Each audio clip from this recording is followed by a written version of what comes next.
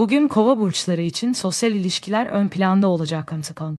Arkadaşlarınızla yapacağınız sohbetler, yeni fikirler geliştirmenize yardımcı olabilir. Kendi düşüncelerinizi ifade ederken dikkatli olun, zira beklenmedik tepkilerle karşılaşabilirsiniz.